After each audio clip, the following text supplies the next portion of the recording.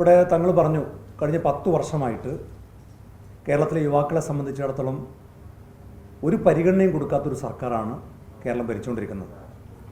എന്നാൽ കപട വാഗ്ദാനങ്ങൾ മാത്രമാണ്, കപട പ്രഖ്യാപനങ്ങളാണ് സർക്കാർ നടത്തിക്കൊണ്ടിരിക്കുന്നത്. ഇന്നലെ വന്ന വാർത്ത നമ്മൾ കണ്ടു, PSCക്ക് 1ാം റാങ്ക് കിട്ടിയ ആൾക്ക് ജോലിയില്ല.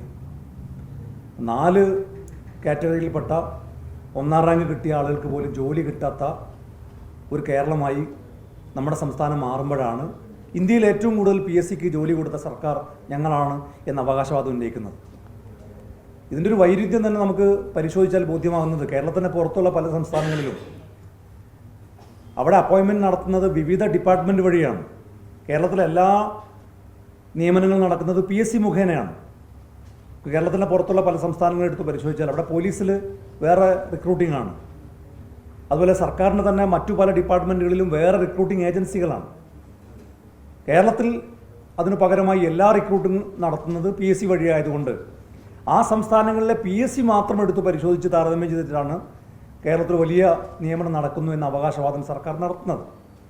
എന്നാൽ അതിൽ തന്നെ 1ാം റാങ്ക് കിട്ടിയ ആൾക്ക് പോലും ജോലി കിട്ടാത്ത ഒരു സ്ഥിതിയുണ്ട്. ഇനി എന്തുകൊണ്ടാണ് കേരളത്തിൽ നിന്ന് ഏറ്റവും കൂടുതൽ ആളുകൾ പുറത്തേക്ക് പോകുന്നത്? ഇവിടെ പറഞ്ഞു, ഒന്ന് വിദ്യാഭ്യാസം, മറ്റൊന്ന് തൊഴിലവസരങ്ങൾ. തൊഴിലവസരങ്ങളെക്കുറിച്ച് പോലും വലിയ കപട വാഗ്ദാനങ്ങളാണ്, കാപട്യമുള്ള പ്രഖ്യാപനങ്ങളാണ്. ഇപ്പോൾ കേരളത്തിലെ വ്യവസായ മന്ത്രി P. രാജീവ് കേരളത്തിലെ പ്രശസ്തനായ ഒരു സിനിമാ താരത്തെ സാക്ഷി നിർത്തി മമ്മൂട്ടിയെ ഇരുത്തിയ ഒരു വേദിയിൽ വെച്ച് അദ്ദേഹം പ്രസംഗിച്ചത്, ലോകത്തിലെ ഏറ്റവും വലിയ സ്കാനിങ് കമ്പനികൾ 2 എണ്ണമാണ്. ഒന്ന് GE, മറ്റൊന്ന് ഫിലിപ്സ്. ലോകത്തിലെ ഏറ്റവും വലിയ സ്കാനിങ് കമ്പനി GE ആണോ ഫിലിപ്സ് ആണോ എന്ന ചർച്ച അവിടെ നിൽക്കട്ടെ. ഏറ്റവും വലിയ സ്കാനിങ് കമ്പനി സീമെൻസ് ആണ്. അതിൻ്റെ തർക്കം അല്ല നമ്മുടെ പ്രശ്നം.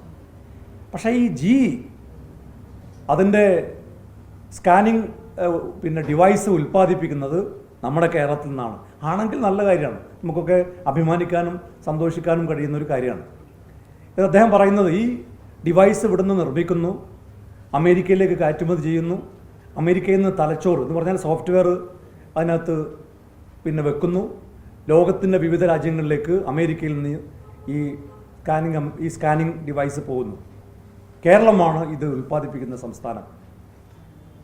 എന്തൊരു പച്ചയായ കാപട്യമാണ് അദ്ദേഹം അവതരിപ്പിച്ചത്. GE സ്കാനിങ് ഡിവൈസ് നിർമ്മിക്കുന്നത് കേരളത്തിൽ വെച്ചല്ല, നിർമ്മിക്കുന്നത് ബാംഗ്ലൂരിൽ നിന്നാണ്. വിപ്രോ GE ഹെൽത്ത് കെയർ എന്ന് പറയുന്നൊരു കമ്പനിയാണ്.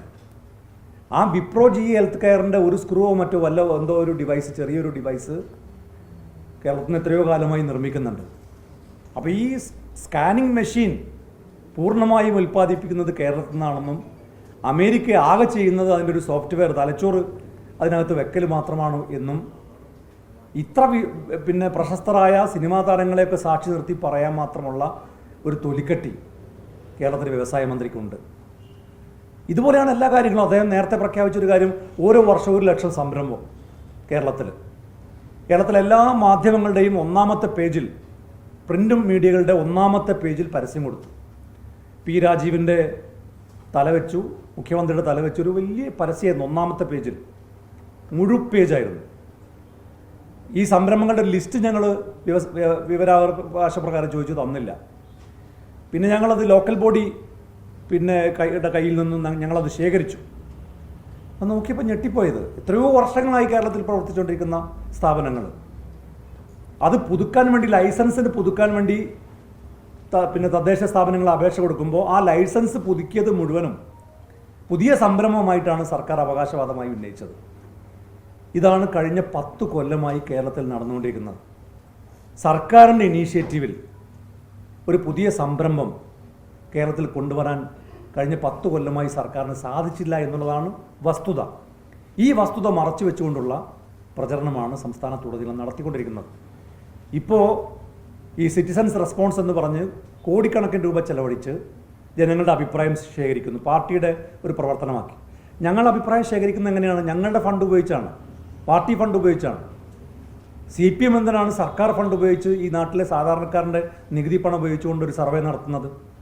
ഇലക്ഷൻ പ്രചരണം നടത്തേണ്ടത് സർക്കാരിൻ്റെ ഫണ്ട് ഉപയോഗിച്ചാണോ? ഓരോ പാർട്ടികൾക്കും ഇലക്ഷൻ പ്രചരണം നടത്താനും പൊതുജനങ്ങളുടെ അഭിപ്രായം സ്വരൂപിക്കാനൊക്കെ അവകാശമുണ്ട്. ഞങ്ങളതാണ് ഇപ്പോൾ ചെയ്തുകൊണ്ടിരിക്കുന്നത്. പക്ഷെ അത് സർക്കാർ ഖജനാവിൽ നിന്ന് ചെലവഴിച്ചുകൊണ്ട് ഈ സർക്കാരിൻ്റെ വീഴ്ചകളെ മറച്ചു വെക്കാനും സർക്കാർ എന്തൊക്കെയോ ചെയ്യാൻ പോകുന്നു അല്ലെങ്കിൽ എന്തൊക്കെയോ ചെയ്തിരിക്കുന്നു എന്ന് ജനങ്ങളെ പറഞ്ഞ് കബളിപ്പിക്കാനുമൊക്കെ സർക്കാരിൻ്റെ പണം ഉപയോഗിക്കുന്ന ഒരു കാഴ്ചയാണ് ഇപ്പോൾ കേരളത്തിൽ കണ്ടുകൊണ്ടിരിക്കുന്നത്. അപ്പം ഞങ്ങൾ കഴിഞ്ഞ 10 വർഷത്തെ വീഴ്ചകളും അതുപോലെ ഇനി ഒരു 5 വർഷം കേരളത്തിൽ ഒരു ഗവൺമെൻറ് അധികാരത്തിൽ വന്നാൽ യുവാക്കളെ എങ്ങനെയാണ് പരിഗണിക്കേണ്ടത് എന്നതിനെ സംബന്ധിച്ചുമുള്ള ഒരു മാനിഫെസ്റ്റോയാണ് ഞങ്ങൾ തയ്യാറാക്കാൻ ഉദ്ദേശിക്കുന്നത്. 15-ാം തീയതിക്ക് ശേഷം ഈ അഭിപ്രായ സ്വരൂപണത്തിന് ശേഷം ഒരു മാനിഫെസ്റ്റോ തയ്യാറാക്കി മാധ്യമങ്ങൾക്ക് ഞങ്ങളത് നൽകും. അതുപോലെ തന്നെ UDF ലീഡർഷിപ്പിന് ഞങ്ങളത് നൽകും. പ്രകടന പത്രികയിൽ ഉൾപ്പെടുത്താൻ വേണ്ടി ആവശ്യപ്പെട്ടിട്ടുണ്ട്. ഈ എക്സ്പെർട്ടുകളുടെയൊക്കെ പുറമെ ബഹുമാനപ്പെട്ട പ്രതിപക്ഷ നേതാവ് VD സതീശനും അതുപോലെ ബഹുമാനപ്പെട്ട പാണക്കാട് സയ്യിദ് സാദിഖ് അലി ശിഹാബ് PK കുഞ്ഞാലിക്കുട്ടി സാഹിബും ഈ യൂത്ത് കോൺക്ലേവിൽ പങ്കെടുക്കുന്നുണ്ട്.